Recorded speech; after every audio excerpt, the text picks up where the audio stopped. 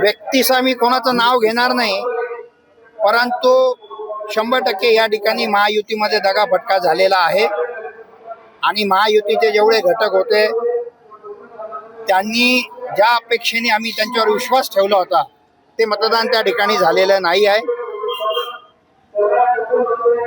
आज आम्हाला आता असं वाटायला लागलं की समोरासमोर जर निवडणूक झाली असती तर 100% त्या ठिकाणी चित्र वेगळं दिसलं असतं।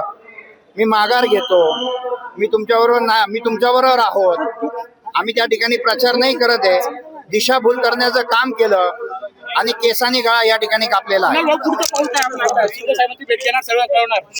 शिंदे साहेबांना त्या ठिकाणी भेटणार, नाशिक जिल्ह्यामध्ये जे काही घडलं या निवडणुकीच्या संदर्भात त्याची इत्तमभूत माहिती शिंदे साहेबांना कळवणार आणि याचा अहवाल आम्ही पक्षश्रेष्ठीकडे सादर करणार।